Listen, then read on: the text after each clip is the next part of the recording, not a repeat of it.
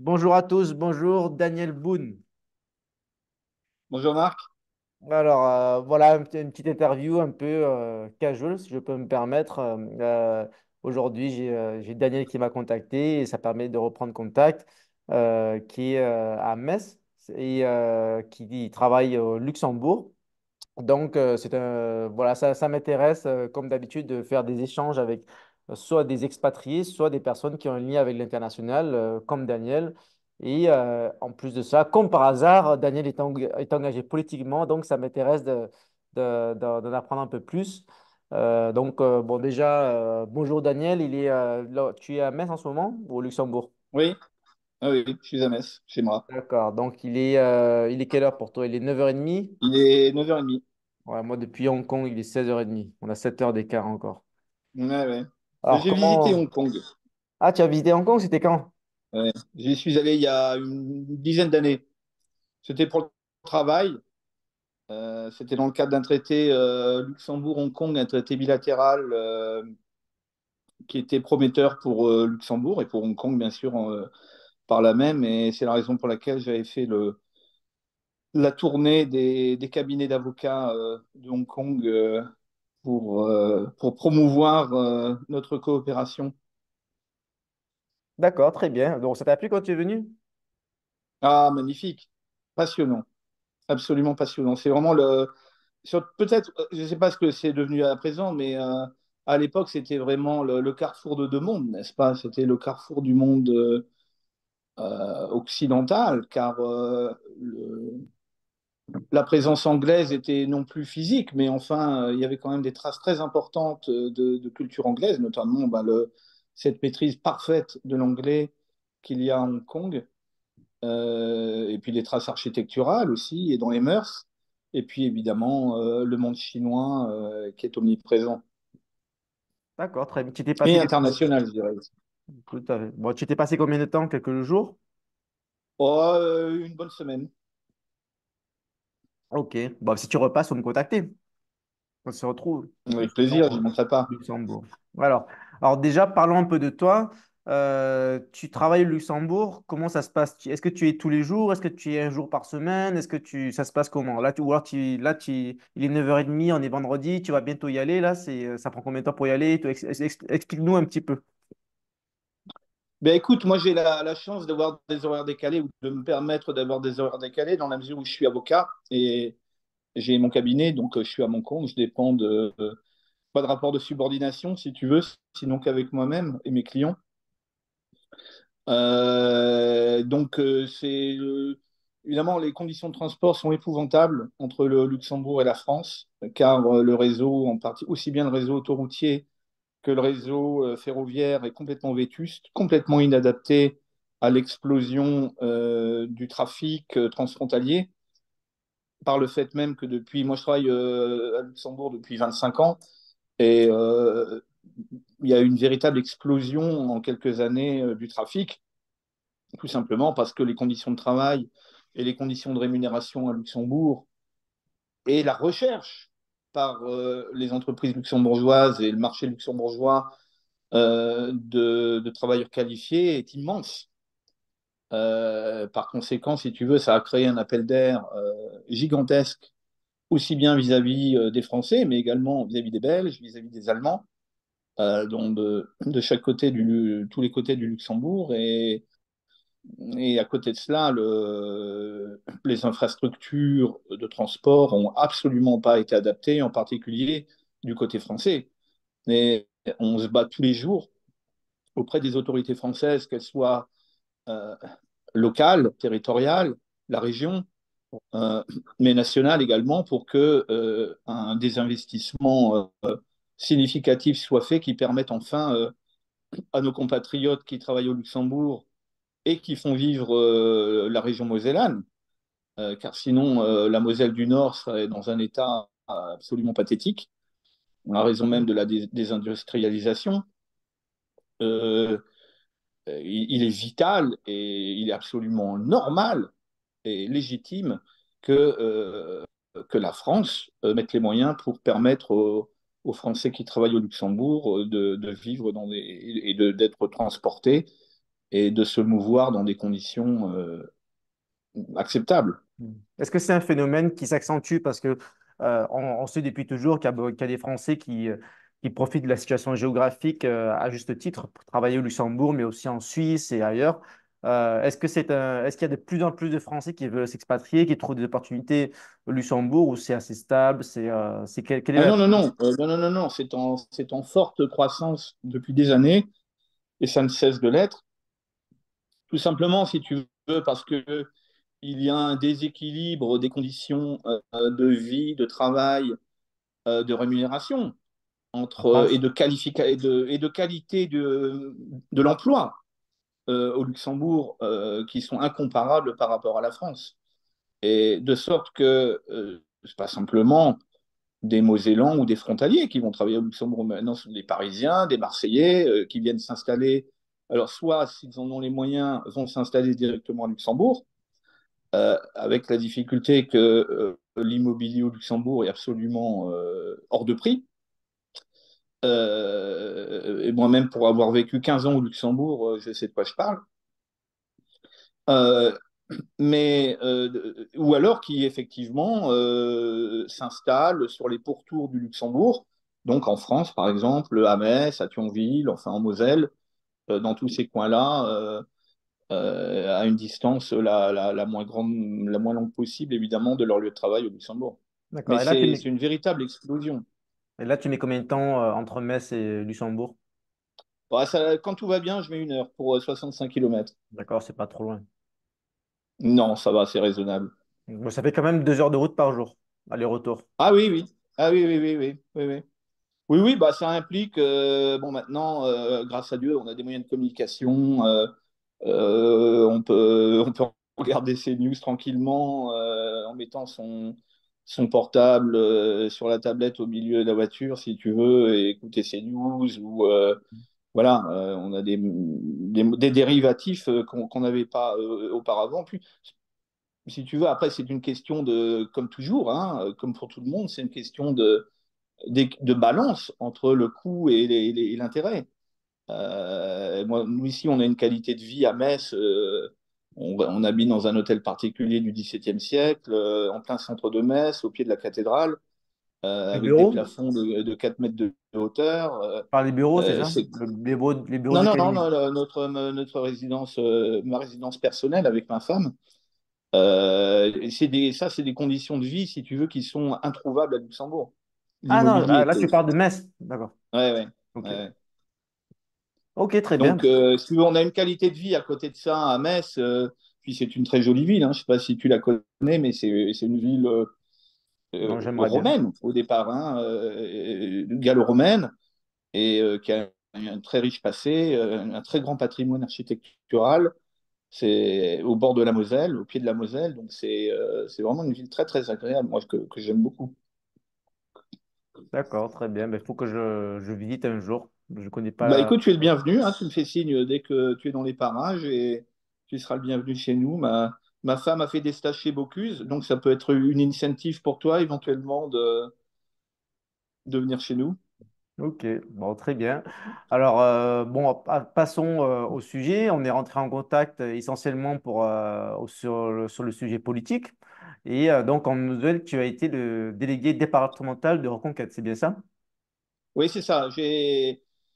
J'ai été nommé à la fin mai 2023 comme délégué départemental de la Moselle, donc le département dans lequel j'habite, hein, qui est à la frontière du Luxembourg, mais de l'Allemagne également, qui est un grand département puisque c'est le 23e département français en termes démographiques, et c'est un département également très étendu, et puis qui offre cette particularité d'être frontalier, hein, puisque c'était aussi un département qui avait été annexé pendant la période 1871-1918. Euh, et oui, donc j'ai été nommé bon, par suite de rencontres, si tu veux, il y avait le poste était vacant, personne ne s'en occupait sérieusement de ce département. Et moi, j'avais été militant ainsi que ma femme depuis la présidentielle Hmm. auprès de Zemmour. Et on avait milité, on avait participé à des tractages, enfin, vraiment le militant de base, si tu veux.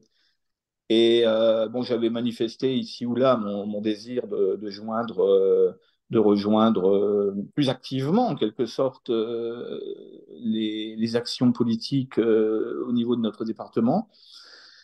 Ça a été ma première expérience politique active, car jusque-là, malgré mon grand âge, hein, puisque j'ai 58 ans, j'avais jamais participé, j'avais jamais été adhérent d'un parti politique quelconque, car en vérité, j'avais jamais trouvé chaussure à mon pied, si tu veux. Alors, jamais Euh, adhérent, simple adhérent, non, même pas. Alors moi, donateur, donc j'ai pris ma carte sympathisant, d'adhérent et ainsi que ma femme à Reconquête en décembre 2021, hein, quand Zemmour a comme tout le lancé son monde. parti. Mm. Voilà. Mais jusqu'alors, j'avais jamais eu d'adhésion. Alors, je suis de tradition gaulliste euh, par ma famille et puis par une conviction profonde, parce que je considère que c'est le plus grand homme français du XXe siècle, de manière incontestable, et qui a su admirablement redresser la France alors que la France était pulvérisée en 1945, entre 1940 et 1945. Et j'ai toujours pensé que son action pour la France devait être poursuivie, qu'on devait s'en inspirer de manière suivie, aussi bien dans l'ordre interne, du reste, que dans l'ordre international, c'est-à-dire du point de vue des relations de la France avec les autres pays et les autres blocs. Et là, évidemment, ça n'est pas sans résonance avec ce qui se passe actuellement. D'accord. Et qu'est-ce qui fait que tu n'as jamais été engagé avant et là, tout d'un coup, tu décides parce que, voilà, suite au meeting de Zemmour à Villepinte, je suppose, tu as reconnu en lui le nouveau De Gaulle, c'est ça? Ou qu'est-ce qui s'est passé dans ta tête? Ah, il y a un peu de ça, hein. C'est-à-dire qu'effectivement, j'ai, bon, comme beaucoup de Français, hein, comme beaucoup de gens de droite, pour simplifier, euh, évidemment, nous avons été tous très déçus par l'évolution suivie par les héritiers putatifs De Gaulle, qui avaient été des Chirac, puis des Sarkozy.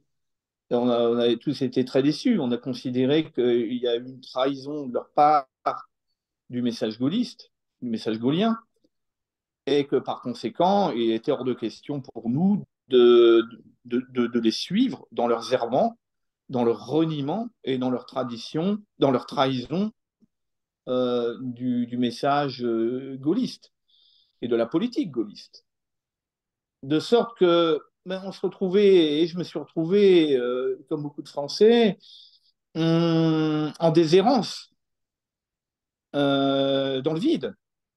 Était évidemment et par ailleurs, alors évidemment, à partir des années 80 a surgi Jean-Marie Le Pen dans le paysage politique français, dont on sait qu'il a été évidemment catapulté par Mitterrand, qui a mis Le Pen entre les pattes de la droite chiracienne, évidemment, pour briser les pattes de la droite chiracienne. Et la droite chiracienne a été assez stupide pour tomber dans le piège de Mitterrand. Et c'était un piège, c'était pas une ficelle, c'était un câble du Titanic, ce piège tendu par Mitterrand. Et évidemment, cette droite stupide de Chirac et compagnie est tombée dans le piège. Ça a été le barrage à Le Pen de tous les côtés, sans possibilité d'une réflexion, tout au moins sur une alliance quelconque, de la même manière que Mitterrand avait fait alliance avec les communistes pour s'emparer du pouvoir en 81. Et il paraissait logique que malgré les dissensions qu'il pouvait y avoir entre le Front National de Jean-Marie Le Pen et le RPR de l'époque, euh, ou bien ensuite l'UDF, ou que sais-je, enfin les partis, l'UMP, etc., il pouvait quand même être question potentiellement d'une alliance, en mettant en commun les éléments de cohérence, sans nier pour autant les différences. Mais les différences, on en discute. C'est comme dans toute négociation. On en discute et on essaie de trouver un terrain commun minimum pour pouvoir ensuite le proposer comme plateforme de gouvernement aux Français. Ça n'a jamais été fait. Par ailleurs, moi de mon côté, évidemment, le Front National n'était pas ma tasse de thé. Les paroles excessives, comme sorties d'un corps de garde de Jean-Marie Le Pen, me hérissaient le poil. Je considérais qu'il n'était pas l'homme de la situation, que il s'agissait de propos extrémistes qui ne mettaient que de l'huile sur le feu, qui n'aboutissaient qu'à diviser les Français, alors même que l'important est de rassembler les Français. Et là aussi, c'est un message, évidemment, un message gaullien. Par conséquent, quand Zemmour est arrivé en fin 2021, qu'il s'est lancé en politique, lui-même s'est présenté comme le fils spirituel de Gaulle. Il le disait à tout propos, En tout cas, il faisait souvent référence à lui. en permanence, en permanence. Et par conséquent, on a pu croire qu'en effet, il se situait dans le sillage de Gaulle, et c'est la raison pour laquelle, pour ma part, j'ai adhéré. D'accord. Moi, j'ai l'impression qu'on a à peu près le même parcours en termes de conviction. Moi-même, je viens d'une droite, que certains vont appeler républicaine. Oui, bon, par contre, j'ai été militant pour Sarkozy et voilà, j'ai adhéré à l'UMP assez tôt. Voilà, donc j'ai l'impression même si tu n'as pas été militant, tu as été sympathisant de cette droite qui était un petit peu les différents partis ont été les partis successeurs du RPR. Donc moi aussi, j'ai toujours, j'ai apprécié écouter Jean-Marie Le Pen, mais je n'avais jamais voté pour. Mais par contre, j'ai toujours pensé à Marion Maréchal, et ça même dès l'époque où elle était députée. Je ne sais pas si c'était ton cas aussi. Moi, je me suis toujours dit à l'époque, le jour où Marion Maréchal se devient présidente du FN, ça me ferait réfléchir. Voilà. Et donc finalement, bon, c'est pas... quand elle a rejoint Reconquête, ça m'a semblé très très logique. Bon, c'est la raison pour laquelle je me suis engagé. Tu es un peu du même avis? Oui, c'est intéressant la description de ton parcours et les réflexions que tu viens de faire sur Zemmour, sur Marion. Alors moi, je suis d'un avis un peu différent, car finalement, je viens de quitter Reconquête, puisque j'ai démissionné à la toute fin du mois de décembre 2023. C'était il n'y a pas longtemps. C'était il y a un mois, deux mois, Il y deux a de mois. cela, 2 mois, Oui. exactement 2 mois.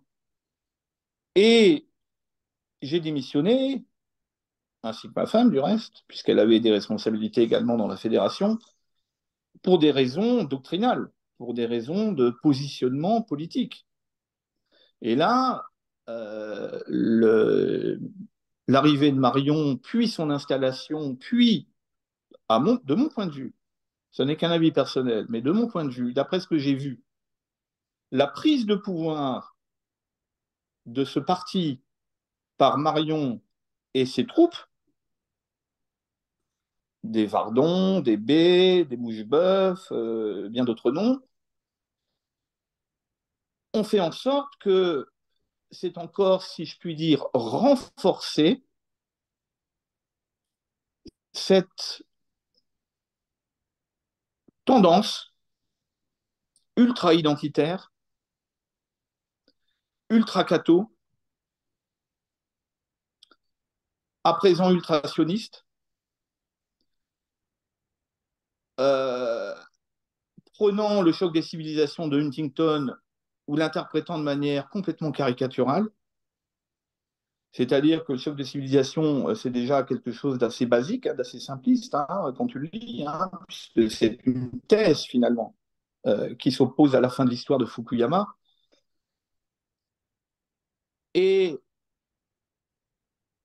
Marion et ses troupes, mais Zemmour n'est pas loin de tout ça, au contraire, il s'y prête de bonne grâce. Et c'est là qu'est à mon sens le problème.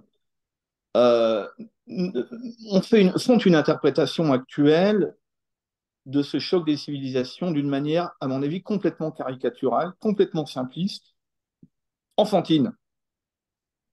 C'est-à-dire qu'il y aurait deux blocs dans le monde, entre d'une part l'Occident, au sens large du terme, n'est-ce pas? C'est-à-dire qui regroupe l'Europe occidentale, les États-Unis, et en face de cela, le reste. Et le reste, c'est évidemment, de leur point de vue, c'est l'islam. Je pense ça parle beaucoup de cette confrontation entre la civilisation européenne, les valeurs européennes et l'islam. Mais Voilà. après, en dehors de l'Europe et l'islam, il n'y a pas que ça. Il y a aussi l'Asie. Il y a Non, pas non, mal mais si tu veux, d'autres leur choses. focalisation, non, mais justement, mais c'est ça qui est très intéressant, c'est que leur focalisation Oui, ça idéologique c'est vrai, oui. se fonde sur ce binôme exclusif, je dirais, entre les valeurs européennes, américaines, qui éventuellement se seraient étendues au reste du monde non musulman, n'est-ce pas? Les droits de l'homme, l'humanisme, la religion chrétienne au sens large du terme, qui aurait rayonné évidemment en Amérique latine, éventuellement en Asie, en Australie, sur la planète Mars, etc., etc. Mais eux ne mettent l'accent et sont obsédés uniquement par ce binôme Occident bon, Islam pas bon. Good, not good. Et les événements récents, et en particulier les événements qui se sont déroulés sur le sol israélien le 7 octobre, n'ont fait que renforcer cette tendance déjà préexistante. C'est-à-dire que depuis le 7 octobre, c'est pour eux une sorte de preuve par l'absolu, n'est-ce pas? Une preuve irréfragable que, effectivement, leur thèse d'une opposition brutale, insoluble en quelque sorte, entre ces deux blocs occidentaux et musulmans, donc ce serait la preuve de la véracité de leur interprétation. Alors quand je dis insoluble, pas à leurs yeux, parce que à leurs yeux, la solution, c'est d'anéantir ce qui est en face. C'est aussi simple que ça. Pour eux, il doit y avoir un vainqueur et un vaincu. Parce que l'islam, selon leur perspective, est une religion totalitaire qui veut conquérir la planète entière, qui ne cessera de mener ce qu'ils font évidemment appel ici au concept de djihad. Et alors, ils considèrent que tout musulman, quel qu'il soit, est potentiellement, mais réellement, un porteur, un agent du djihad et n'a qu'une idée en tête dans sa vie, c'est que le pays où il est installé devienne un pays musulman, un pays d'islam. Et ça, cette conception binaire, cette conception simpliste, cette conception caricaturale est quelque chose que je ne partage absolument pas. Et c'est la raison fondamentale qui a fait mon désaccord avec ce parti. Bah, je pense que il y a beaucoup de vrai dans cette analyse. Je trouve que la ligne devient de plus en plus identitaire. Après, bon, Oui, elle a toujours, chez Reconquête, je pense qu'il y a toujours eu des identitaires et des assimilationnistes. Il y a plusieurs types de patriotes. Bon, moi-même, je ne suis pas un identitaire pour des raisons évidentes, mais je me rappelle que quand Zemmour a démarré sa campagne, il parlait beaucoup d'assimilation. Et maintenant, on entend beaucoup moins ce terme assimilation. Je vois beaucoup de gens chez Reconquête qui ne croient plus en l'assimilation et je sais que beaucoup effectivement ne voient pas l'islam comme une religion normale, ce qui comme on peut la considérer en Asie. À Hong Kong, il y a des musulmans, il y a pas de problème. En Indonésie, en Malaisie et surtout à Dubaï, j'étais à Dubaï. Et en fait, chaque fois que je parle de Dubaï, c'est drôle, à pas mal de militants de reconquête, en fait, ils me prennent pour un ovni parce qu'ils me disent non, mais ça, c'est très superficiel, c'est un pays musulman, etc., etc. Alors qu'en fait, je pense que l'islam est un problème, c'est vrai, si tu suis pour mot ce qui est écrit dans le Coran. Mais bien entendu, aussi, il y a beaucoup de musulmans qui sont patriotes français. Et il y a même des musulmans maghrébins qui ont voté Zemmour. Donc, il y en Ah, a ben beaucoup. absolument, mais absolument. Et Effectivement, si tu veux, il y en a pas beaucoup, mais il y en a quand si même. tu, oui, et si tu veux, mais je vais tout à fait dans ton sens.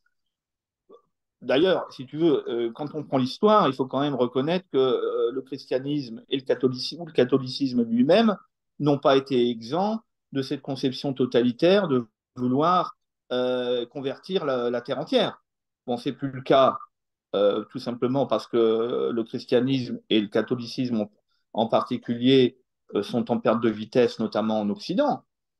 Mais ça n'est jamais qu'une circonstance historique. En vérité, toute religion est potentiellement monothéiste en particulier, toute religion monothéiste est virtuellement, potentiellement totalitaire, puisqu'elle considère qu'elle détient la vérité, puisque son Dieu, c'est le sien.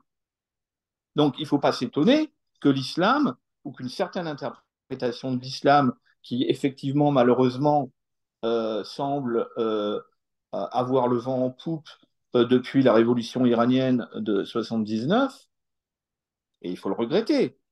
Il ne faut pas s'étonner que l'islam porte en elle ce germe de conquête.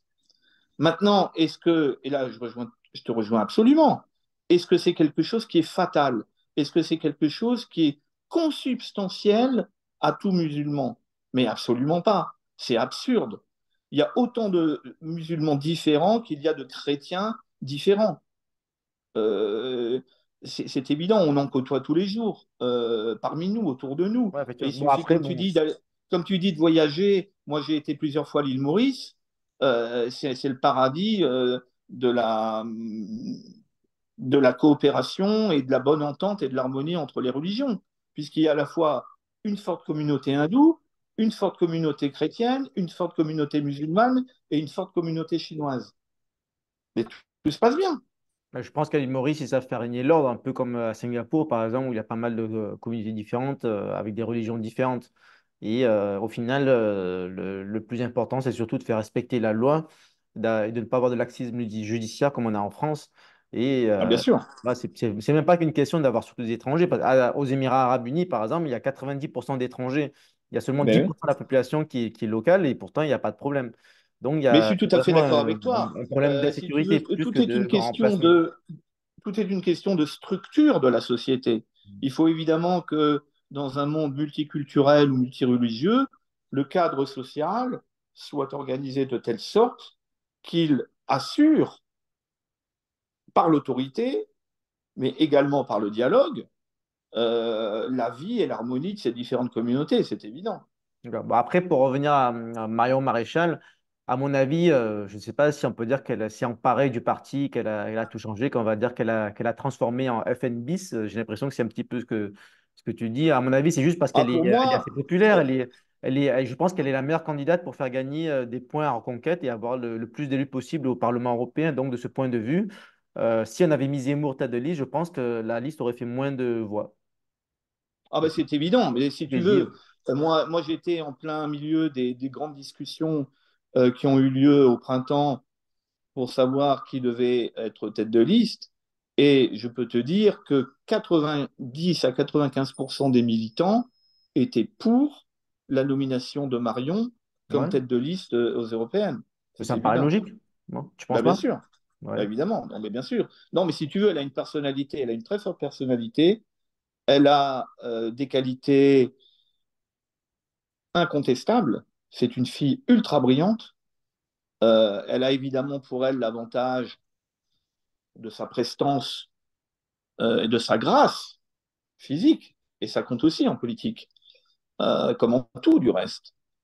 Euh, c'est quelqu'un qui est très intelligente, qui est très fine, qui, contrairement à d'autres membres de ses suiveurs, ne cultive pas de manière outrancière de rancœur vis-à-vis du Rassemblement national. Mhm. Elle sait mettre ses affects de côté. Dieu sait qu'elle a souffert quand elle était au Rassemblement national les dernières années où elle y était quand Philippot a pris le pouvoir. Il lui en a fait voir de toutes les couleurs. Euh, Ensuite, Bardella acceptait qu'elle soit là, mais à condition qu'elle soit sur un strapontin. Donc elle a passé des années extrêmement difficiles, alors même qu'elle avait été la petite fée du Front National lorsqu'elle a été élue à 22 ans députée à l'Assemblée nationale. Donc extrêmement prometteuse. Hein. C'était effectivement, comme tu disais, c'était la future grande héritière de cette tradition. Mais elle a été complètement ostracisée par sa tante. Euh, mais elle a l'intelligence de ne pas tout mélanger. Contrairement, et là c'est un problème fondamental aussi, contrairement à Zemmour, qui à mon avis mélange absolument tout et qui a raison même de son tempérament. Et quel est son tempérament? C'est celui d'un polémiste. Ouais. Pas Zemmour d'un ne peut politicien. pas s'empêcher de polémiquer et d'être dans la controverse. À cet égard-là, c'est une sorte d'hybride entre un marchand arabe au souk et un docteur de la Torah. C'est-à-dire, c'est discuter pour discuter, contester pour contester, être dans la polémique pour la polémique. Et de mon point de vue, c'est un type de caractère qui est absolument incompatible.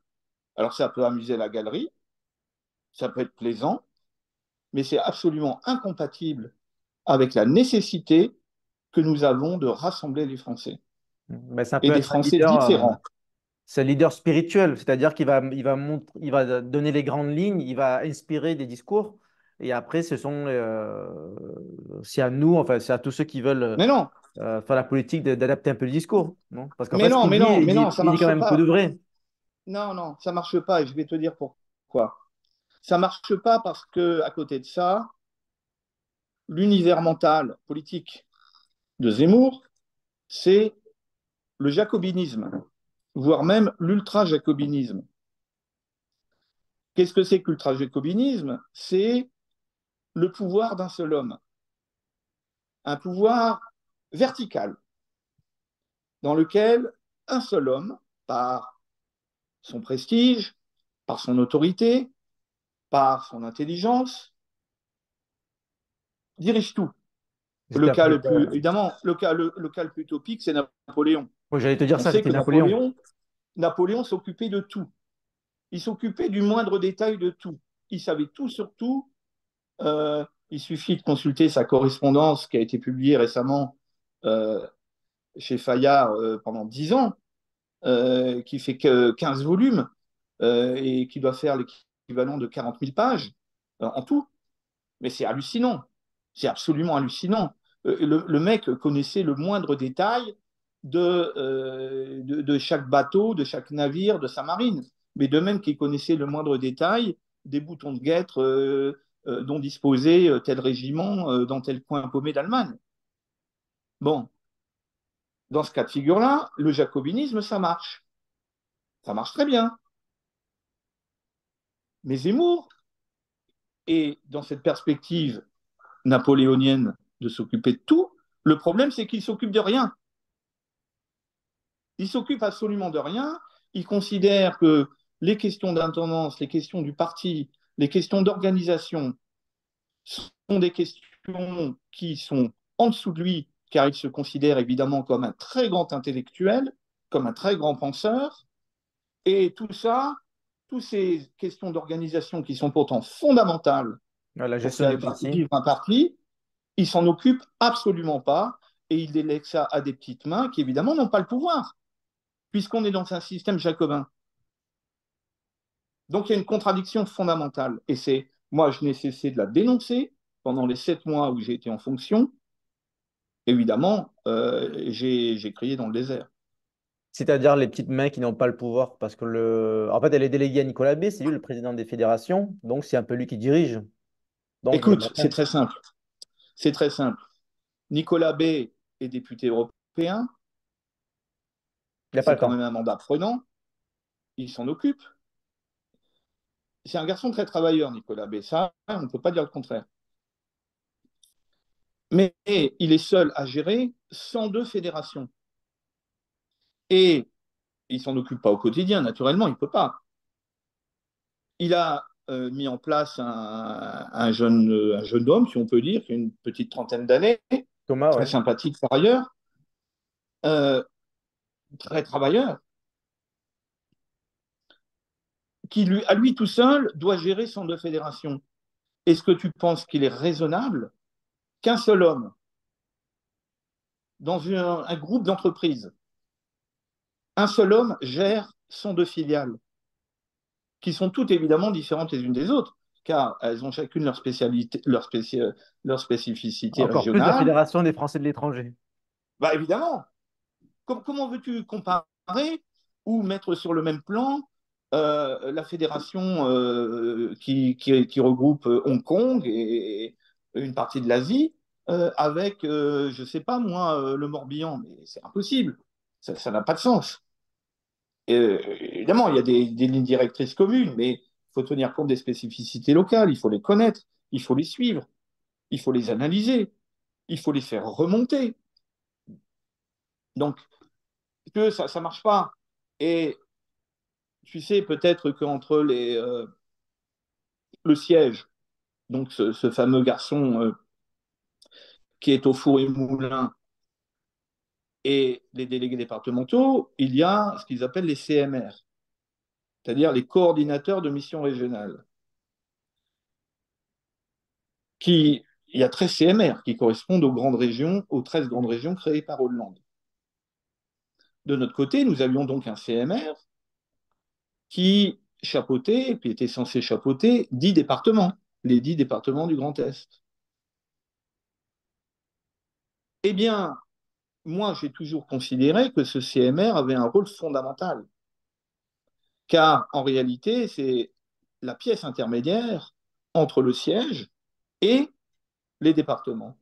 Et donc, que ce CMR devait être doté de pouvoir de contrôle, de pouvoir d'audit, de pouvoir de supervision, de pouvoir d'autorité sur les départements dont il avait la charge, sur les 10 départements, tout C'est pas le simplement cas. pour égaliser le travail, pour vérifier dans quelle mesure tel département travaillait correctement, tel autre département travaillait moins bien, qu'est-ce qu'il fallait mettre en place de manière coordonnée entre les différents départements. Il y a des départements voisins, donc ils peuvent travailler en osmose, ils peuvent travailler dans des mécanismes de coopération, ne serait-ce que pour le militantisme. Nous, on est à côté, par exemple, de la Meurthe-et-Moselle, la région de Nancy. Pourquoi ne pas mettre en commun à un moment donné nos forces? Mais pour ce faire, il faut évidemment qu'il y ait un coordinateur qui soit au-dessus des fédérations, des départements, et qui organise tout cela, si tu veux. Euh, de même que dans l'armée, par définition, tu n'as pas le général en chef et puis tout en bas, les caporaux. Évidemment, il y a tout un ensemble de hiérarchies, si tu veux, toute une hiérarchie euh, qui fait que tout ça, que ce système fonctionne de manière correcte, coordonnée et fluide, et de manière efficace surtout. Or, la problématique, c'est que moi, je n'ai cessé de réclamer que soit donné du pouvoir à mon CMR, mais au CMR en général, et qu'il soit désigné non plus comme CMR qui représente rien, ça veut rien dire CMR.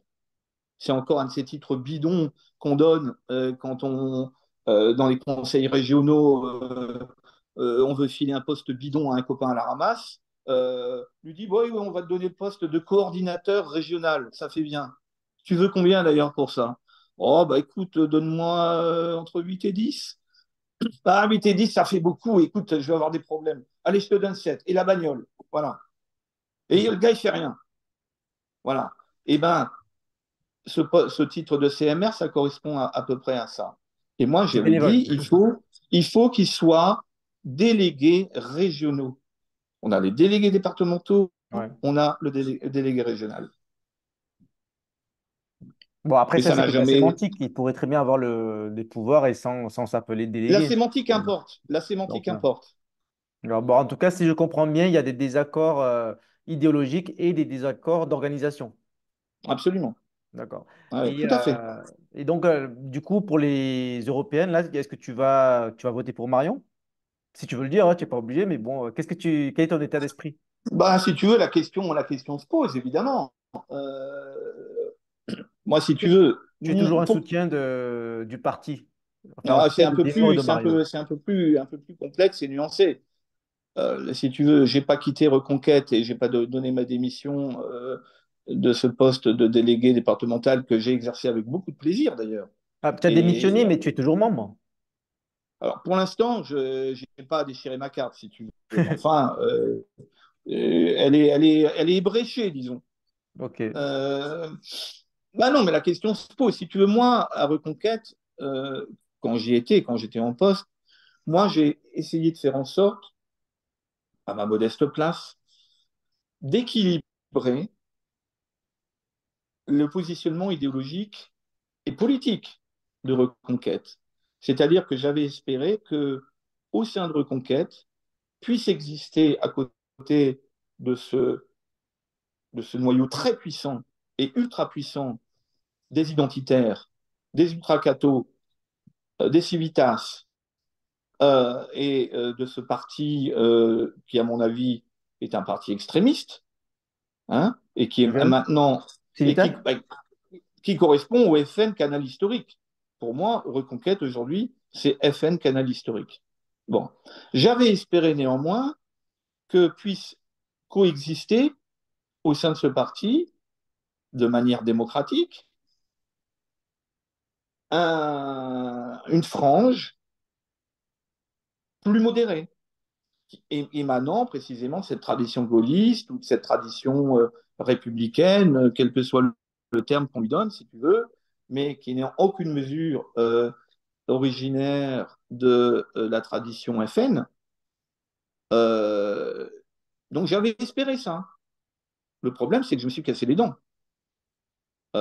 J'ai très vite senti que c'était tu dois marcher comme un petit soldat derrière notre philosophie ultra-identitaire, ou tu dégages, ou tu la fermes. Bon, je suis parti. Alors maintenant, la question, est-ce que je suis enclin dans cette constellation à suivre aveuglément Reconquête, Marion, Schmick et Schmouk?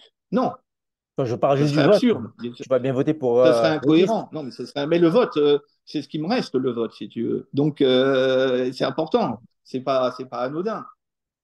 Moi, j'aurais espéré qu'il puisse y avoir une alliance dans le cadre des européennes entre quelqu'un comme Dupont-Aignan et Reconquête. Et François-Xavier Bellamy, Dupont-Aignan peut-être? représentant, Dupont-Aignan représentant précisément cette tradition gaulienne, relativement modérée, disons, qui considère qu'il faut d'abord rassembler les Français avant de les diviser dans des positions extrémistes. D'ailleurs, Dupont-Aignan, à l'époque, il était allié à l'UMP, hein, Absolument. à l'époque. Et il a été allié à l'UMP, c'est un ancien RPR. Il avait fait des offres de service à Marine Le Pen lors des présidentielles de 2017, euh, toujours dans cette optique de rassemblement des droites, n'est-ce pas? Que moi, je considère comme vital, qui est indispensable pour la conquête du pouvoir. Comment a fait la gauche pour conquérir le pouvoir en 81? Ben, tout simplement par l'alliance des communistes et des socialistes sur une plateforme de gouvernement minimale, alors même qu'ils avaient des divergences profondes entre eux. Mais ça Hmm. ne les a pas empêchés de se mettre autour de la table, de discuter et de trouver ce qui les rassemblait davantage que ce qui les divisait. C'est évidemment la voie à suivre. Bon, il semble que ce ne soit pas possible, puisqu'il semble que Dupont-Aignan va lui-même créer sa liste. Et donc, dans cette perspective, j'avoue que je m'interroge beaucoup. Moi, j'avoue que je serais plutôt à ce stade actuel, dans le positionnement respectif de tous ces gens-là, je serais davantage enclin à suivre quelqu'un comme Dupont-Aignan. D'accord. Je ne sais pas s'il fera sa liste. En tout cas, il va peut-être la faire avec Philippot. Je pense qu'ils vont travailler ensemble. Mais bon, c'est pas encore très clair. Très bien. Non, Et donc, maintenant, à tu te suivre. considères. Oui. Non, je t'en prie, à suivre. Oui, voilà, donc à suivre pour ce qu'ils vont faire. Et donc, toi, maintenant, concrètement, voilà, donc engagement en conquête, on va dire, c'était une bonne expérience, de bons souvenirs, Ouais, des amis, des potes, etc. Bon, maintenant, c'est du passé. C'est quoi l'avenir? Tu es redevenu quelqu'un qui n'est plus engagé politique ou tu essaies encore quand même de t'engager ou tu te désintéresses un petit peu? C'est quoi ton état d'esprit?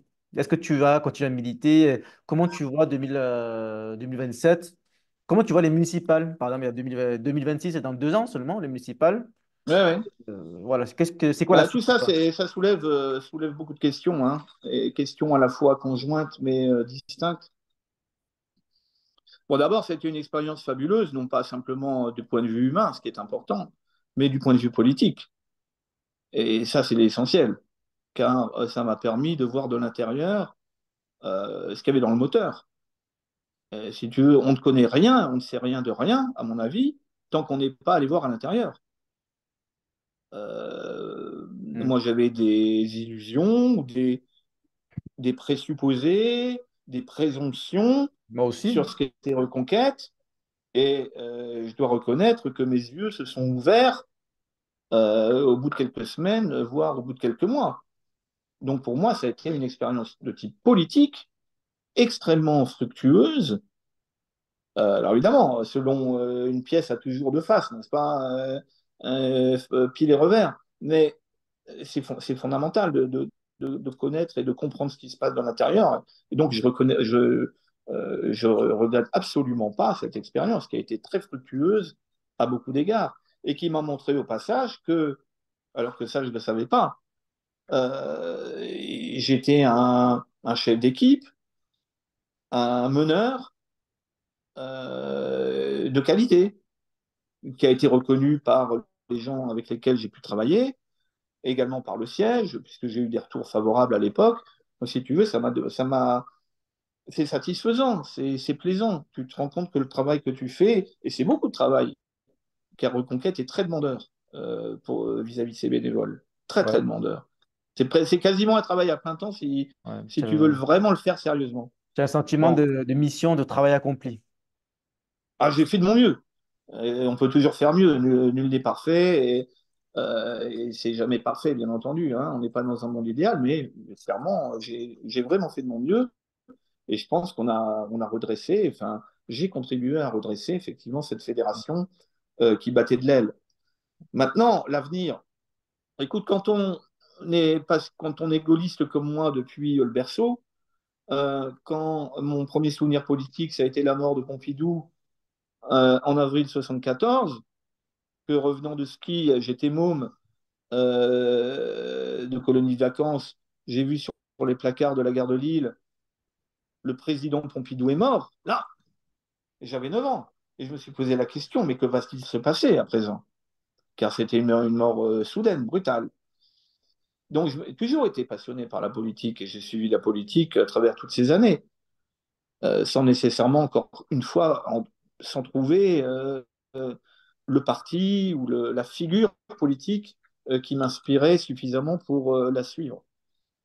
Donc, par conséquent, il était évident que au stade où j'en suis et au stade où on est la France, car ça c'est fondamental, l'action politique ne doit jamais être considérée d'un point de vue personnel, d'un point de vue narcissique, d'un point de vue d'intérêt individuel, mais elle, à mon avis, sa noblesse, c'est celle de s'inscrire dans les problématiques de son pays, ou du monde, mais au moins de son pays.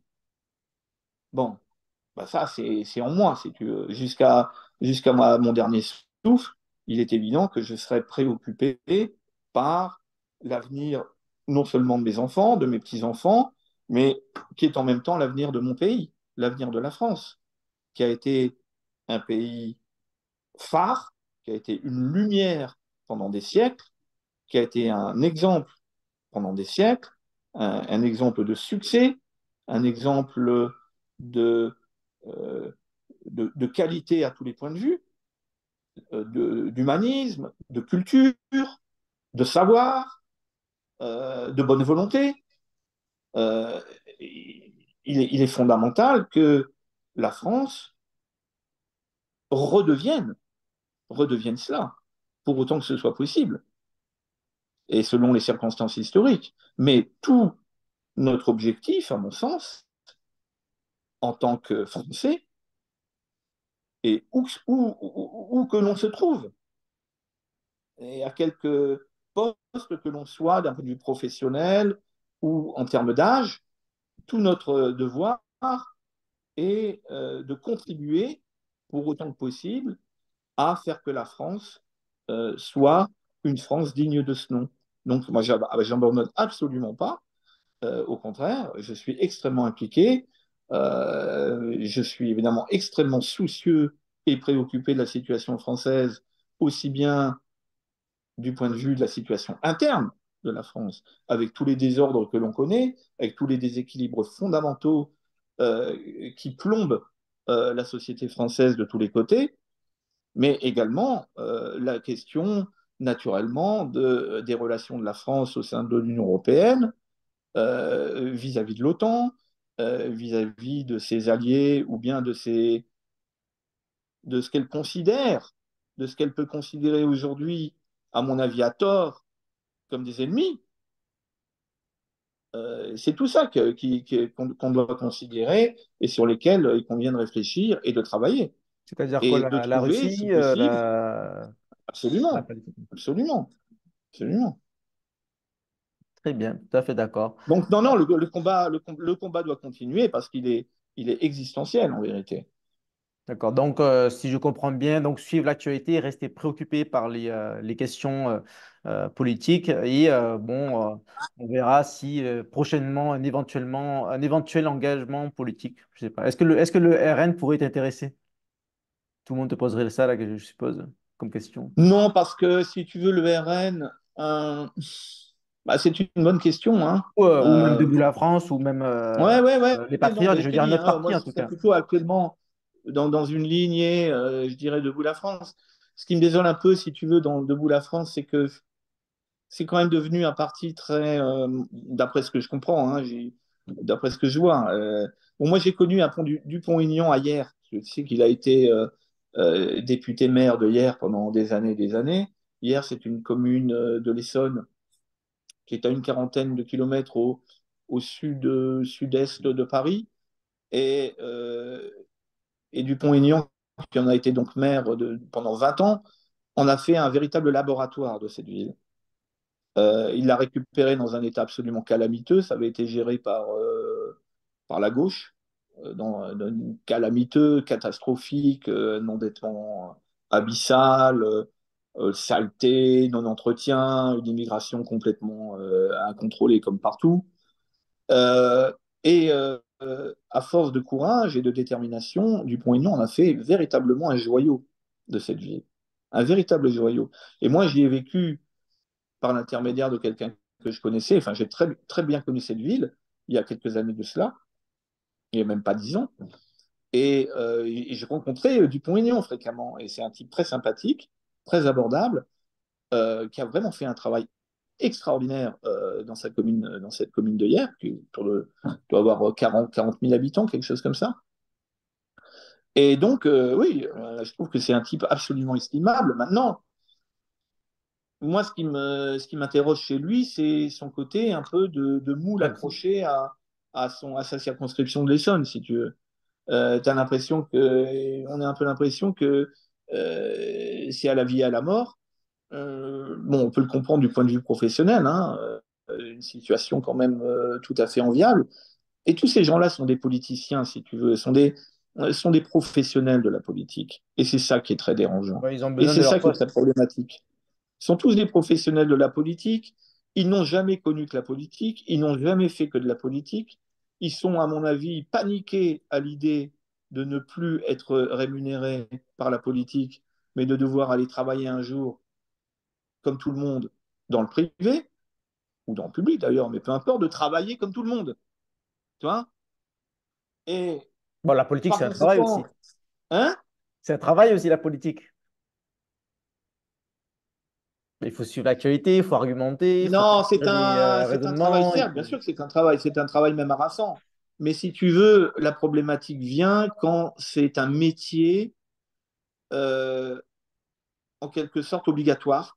Oui, c'est-à-dire on s'accroche à son poste et on est On prêt s'accroche coûte que coûte, on on va à la soupe, s'accroche quoi. coûte que coûte, parce que on est quand même relativement bien payé, on a quand même une certaine surface, voilà, représentative, de popularité pour les meilleurs, etc. Ça flatte l'ego. Et, et puis, si tu veux, ils s'accrochent à leur mandat, coûte que coûte. Donc, on entre dans le clientélisme, Hmm. on entre dans la compromission, on entre dans les petits arrangements entre amis. Et ça, évidemment, c'est un problème tout à fait fondamental et qui est transversal d'ailleurs, qui concerne tous les partis. Mais le problème de Dupont-Aignan, c'est que beaucoup de ces cadres, notamment ces jeunes cadres, à raison même du fait qu'il n'a pas réussi à percer véritablement, ben, tous ces jeunes cadres les plus brillants sont partis soit au RN, Tanguy Reconquête. par exemple vient de Boula-France, ou Qui bien ils ça? sont allés chez Reconquête. Qui au RN vient de début de Boule France? Tu viens de dire? Tanguy, Jean-Philippe Tanguy. Ah, d'accord. Ah, je Ouais. savais pas. D'accord. Ouais. Ou alors ils sont allés chez Reconquête. Euh, donc, si tu veux, il a quand même été dépouillé de beaucoup de ses forces vives. Hmm. Et c'est un peu l'homme, c'est un peu un one One man man band, show. un one man show. Ça, c'est un problème. Alors, le RN, c'est encore autre chose. Là où je suis pas du tout d'accord avec eux, c'est sur leur programme économique. Hmm. Bah, moi C'est un aussi. Mais programme après, qui est. bon. Après, tu sais, au RN, j'en connais beaucoup qui sont au RN, mais ils sont plutôt libéraux, ils sont plutôt d'idées reconquête, mais ils y sont parce que c'est le parti où il faut être pour gagner des sièges et des voix. Donc, après, là, on est dans l'éternelle question, est-ce qu'il faut y aller pour nos convictions ou par stratégie politique? Voilà. Mais en tout cas, pour revenir à Dupont-Aignan, moi, j'ai pas l'impression qu'il s'accroche à sa circo de l'Essonne. Bon, il faut bien qu'il soit élu là-bas, mais après, je trouve qu'il parle toujours de problèmes nationaux. Moi, ce qui me gêne un petit peu, c'est qu'il parle toujours de Frexit. Frexit, Frexit, Frexit. Donc, moi, je ne suis pas forcément contre. Hein. Je pense qu'il faudrait éventuellement un référendum, mais c'est un peu comme Philippot, quoi. Il parle toujours de la même chose. Et là, en ce moment, il parle beaucoup de destitution. Donc, ça fait un petit peu, je dirais, bizarre. Ça fait un peu moins crédible. Mais bon, après, c'est quelqu'un qui m'a l'air effectivement tout à fait sympathique et je comprends pourquoi ni Reconquête ni le RN, il me semble, n'ont mis des candidats contre lui pour les législatives parce qu'il a un rôle à jouer sur la scène politique. À son petit niveau, il a quelque chose à dire et donc sa voix est importante. Voilà. Bah, très bien. Euh, Mais ouais. bah, le Frexit, une problématique à part, si tu veux. Euh, le Frexit, il faut d'abord à mon avis, il faudrait d'abord savoir de quoi on parle. Or, pour savoir de quoi on parle, il faut en comprendre quels seraient les effets du Frexit. D'abord, est-ce qu'on parle d'un Frexit intégral, c'est-à-dire qu'on quitte tout, Schengen, l'euro, toutes les institutions européennes, tous les systèmes intégrés européens? Est-ce que toutes les directives, on les met à la poubelle et on refait des lois nationales? Alors là, bonjour le travail. Hein. Comme les Britanniques. Ou alors est-ce qu'on fait des exits partiels, des Frexit partiels, c'est-à-dire secteur par secteur, domaine par domaine, admettons Schengen, là on dit Schengen, là on n'en veut plus. Ou bien l'euro, on n'en veut plus, mais le reste, on reste. Ou bien, voilà. Ça, il faut d'abord poser la question, parce que Frexit, ça ne veut rien dire en soi. Ou plutôt, ça veut tout et rien dire. Et il y a ensuite l'autre question, c'est il faut absolument, pour pouvoir parler aux Français de ces questions-là, il faut faire un audit préalable. Quelles seront ou quelles seraient les conséquences concrètes pour la France, pour son économie, pour son commerce, pour sa monnaie, pour ses finances, pour ses normes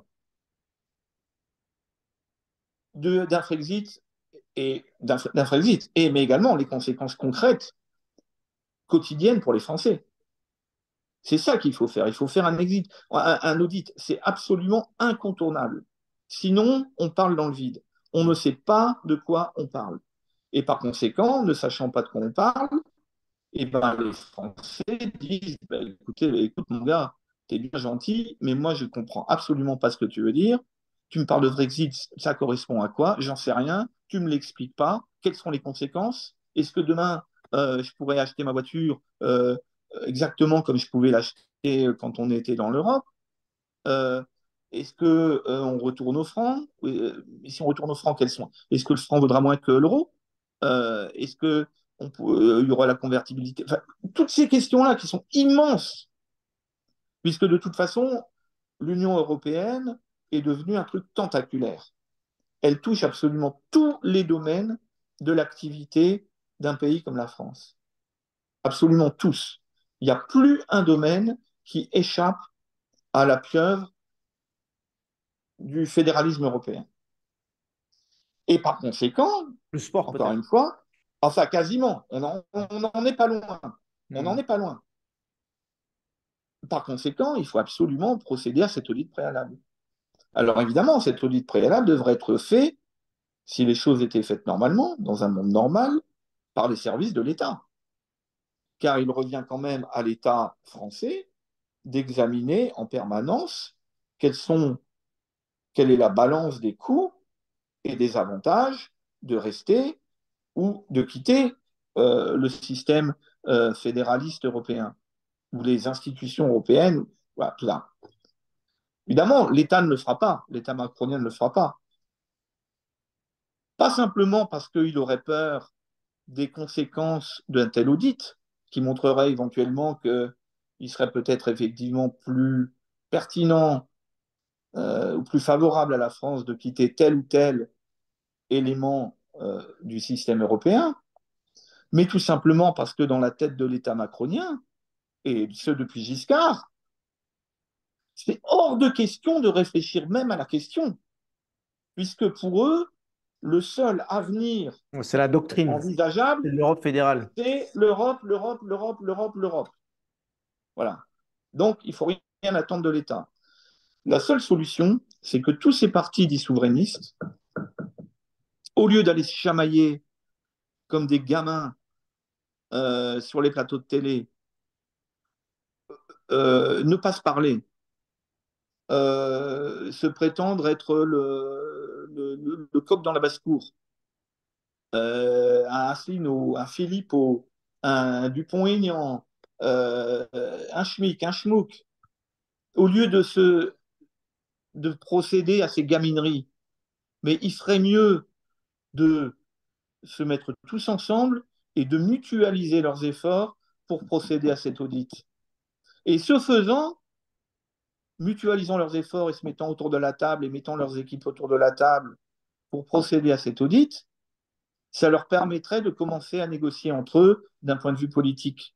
Parce qu'il est évident que quand on commence à parler et à mettre sur la table un sujet sérieux, un sujet concret, un sujet pour lequel il n'y a pas lieu d'envolée lyrique ou de petites bagarres de cours d'école, hein, là, on est dans le sérieux. Et ben, c'est à ce moment-là qu'ils pourraient parler sérieusement entre eux. Voilà ma position. Ok. Bon, très bien. Je pense que c'est très intéressant d'avoir l'avis d'un ancien responsable, on va dire assez important quand même, de Reconquête, qui a été délégué départemental, je rappelle. Est-ce que tu as un autre sujet? Moi j'ai une question qui me vient à l'esprit. Comme tu diriges un cabinet d'avocats, c'est bien ça. Est-ce que ton engagement politique, ça t'a déjà causé des problèmes? C'est souvent ce qu'on suppose avant de s'engager. Peut-être que c'est plus le cas quand on est un jeune avocat et qu'on cherche du travail. On peut se dire, bon, si les gens savent, ça peut me poser problème. Et quand on est directeur, quand on a son propre business, c'est moins grave peut-être. Et toi, est-ce que tu as des anecdotes? Est-ce qu'il y a des gens qui t'ont fait chier un petit peu à cause de ça? Voilà, est-ce que ça a impacté tes projets professionnels? Non, pour plusieurs raisons. D'abord parce que je ne me laisse pas marcher sur les pieds. Donc quelqu'un qui viendrait me casser les pieds là-dessus, il prend la porte direct, que ce soit un client, un fournisseur, un collègue quelconque, peu importe. En second lieu, parce que j'ai cette chance quand même d'avoir mon propre cabinet. Il est évident que quand tu te retrouves dans des Big Four de type anglo-saxon ou des gros cabinets anglo-saxons ou si t'es pas néo-féministe à fond la caisse, si Wokiste. t'es pas wokiste à fond la caisse, bah, t'es le vilain petit canard, hein. T'es le raciste, bon, le mec infréquentable par définition, Mhm. et puis t'es mis soit au placard, soit t'es viré. Donc moi j'ai cette chance de ne pas être confronté à cela. Et il y a peut-être aussi un troisième élément, c'est que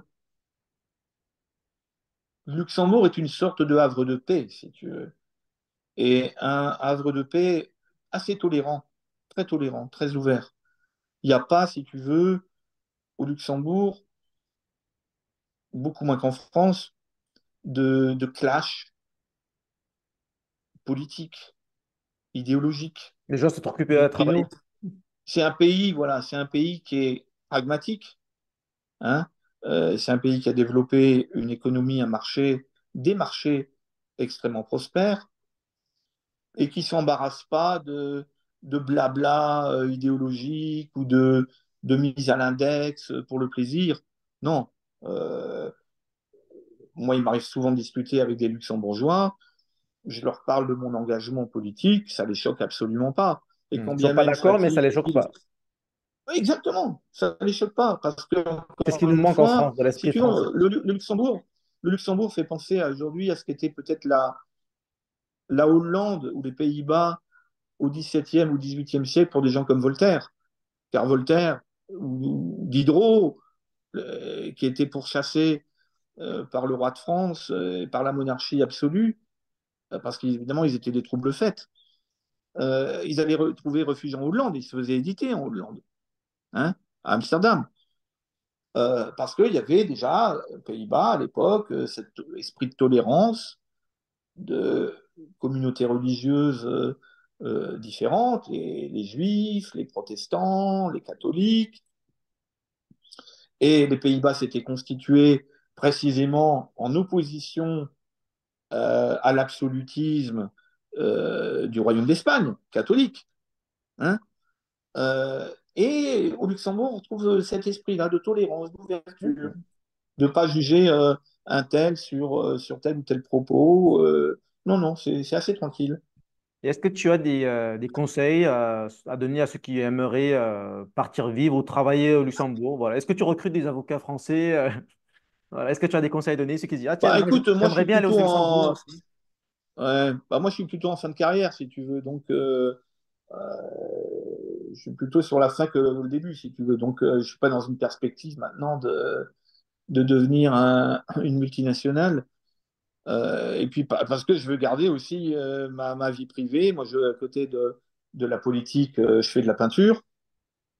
Et puis il y a la vie familiale, il y a la lecture, il y a éventuellement l'écriture. Enfin, il y a tout un monde là, si tu veux, qu'il faut alimenter.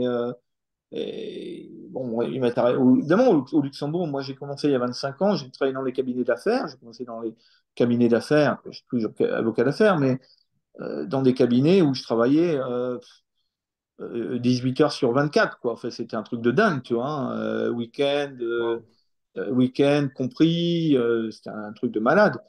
Mais ça, on trouve ça partout, hein, dans tous les cabinets, Ouais, les euh, premières années de la les- Big Four.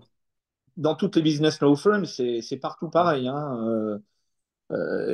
C'est vraiment l'esclavage. Alors tu es bien rémunéré, tu apprends beaucoup de choses, mais c'est quand même très très dur physiquement et même psychologiquement et pour la vie de famille. Bon, grâce à Dieu, je suis sorti de tout ça, tu vois, et c'est pas pour y retourner, non, mais franchement, Luxembourg, bon, alors le climat est pourri, hein, c'est pas le climat de Hong Kong, hein, c'est un climat très humide, très froid, il fait souvent gris, puisqu'on est coincé entre l'Allemagne, la Belgique et la partie est de la France, tu vois, donc c'est pas Waikiki Beach, hein, mais c'est tranquille, tu vois, c'est un pays, franchement, où on peut développer sa carrière, on peut avoir des responsabilités importantes très vite, Mhm. puisque c'est un peu une sorte de Luxembourg, euh, c'est encore un growing business, tu vois, Est-ce que là-bas, il y a qui des est problèmes en... d'insécurité? Non, zéro. Alors, il y en a quand même de plus en plus parce que là aussi, sont confrontés à une immigration de plus en plus incontrôlée. et parce que, si tu veux, ils jouent la carte du bon élève européen, et là on est à nouveau confronté à la problématique de l'Union européenne, Mm. le bon élève européen en matière de réfugiés. Si tu veux, ils veulent en quelque sorte se faire pardonner leur péché passé du secret bancaire, qui n'existe plus, Mm. par faire être plus royaliste que le roi, en quelque sorte, en accueillant tous les Érythréens qui passent dans le coin, machin truc. Et donc, ça pose quand même de gros problèmes maintenant à la population luxembourgeoise, hein. C'est d'ailleurs la raison pour laquelle, lors des législatives au Luxembourg qui ont eu lieu il y a 6 mois, le parti que l'on qualifie là-bas d'extrême droite, enfin, qui est encore très, très gentil, parce que tout est très gentil au Luxembourg, tu vois, c'est jamais dans l'agressivité. Mm. Mais enfin, le parti, un peu l'équivalent de ce que serait le RN, si tu veux, ou Reconquête, du point de vue luxembourgeois, a fait un très bon score, parce que les Luxembourgeois en ont effectivement ras le cul de voir leur sécurité mise à mal et leur quiétude. Et le Luxembourg effectivement, du point de vue de la sécurité, jusqu'à présent, c'est un havre de paix extraordinaire. Moi, il m'est arrivé de faire du vélo à l'époque, de laisser par mégarde ma voiture ouverte, la portière ouverte, hein, mais vraiment ouverte, béante, avec le portefeuille à l'intérieur et toutes mes affaires. Je suis revenu 2 heures plus tard, la voiture était toujours complètement ouverte, parce que j'avais oublié de fermer la portière en partant, et mon portefeuille était encore, t'imagines un peu en France. Ouais, on est bien d'accord. Ok, ok. Bon, ça fait déjà une heure, plus d'1h40, je crois. Bon, énorme. Bah, en tout cas, très intéressant. Ça fait plaisir. Merci pour ton Ben, intervention. merci pour ton invitation et merci pour ce dialogue, hein. Moi, j'adore discuter et qu'on échange nos expériences, nos réflexions. Moi, je trouve ça. Et ça aussi, c'est partie prenante de la politique, si tu veux. Mhm. C'est l'échange sur le forum. On est Voilà. plus intelligent à deux que tout seul. Voilà. Tout à fait. Et c'est le forum que je crée en quelque sorte avec ce que j'appelle l'union des droits. Il y a des groupes sur Telegram, sur Facebook, sur un peu partout. Et après, au-delà de la politique, je pense qu'il est important, c'est la métapolitique, créer des contacts partout dans le monde, faire du business, s'entraider. Et c'est ce que je fais avec le Club France International, le CFI. Je t'invite à regarder, je vais t'envoyer des informations bientôt. Avec plaisir, avec plaisir. Bon, merci beaucoup, Daniel. À très bientôt et ben, bonne journée pour toi. La journée commence. Et pour moi, Merci c'est Marc. la Ben, toi de soirée même alors. Et se puis termine. bonne fin d'après-midi pour toi. Et puis Voilà, ouais. bon week-end et de très bonnes choses à Hong Kong chez nos amis. Merci, à très vite. Bye bye. Merci à toi. Au revoir.